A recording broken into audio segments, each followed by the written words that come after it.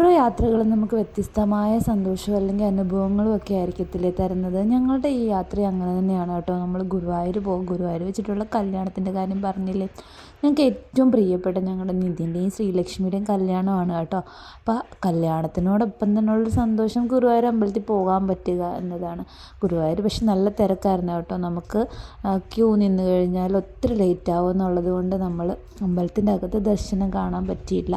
പക്ഷെ ഞങ്ങൾക്ക് അതിന് പകരം കല്യാണത്തിന് കൂടണം. കല്യാണം കുറേ നാളായിട്ട് നമ്മളെല്ലാവരും ഇങ്ങനെ ആഗ്രഹിച്ചിരുന്നൊരു കല്യാണമാണ്. കാരണം നമ്മളെപ്പോഴും ഇങ്ങനെ ഒരു കുടുംബം പോലെയും നമ്മുടെ എല്ലാ കാര്യങ്ങളും സംസാരിക്കുകയും നമ്മൾ ഒത്തിരി നാൾ മുംബൈയിൽ ഒരുമിച്ചുണ്ടായിരുന്ന ആൾക്കാർ വീണ്ടും കാണാൻ പറ്റുക എന്ന് പറഞ്ഞാൽ ഭയങ്കര സന്തോഷമല്ലേ. അങ്ങനെ ഞങ്ങൾ കല്യാണത്തിന് പോകുന്നതാണ് കേട്ടോ.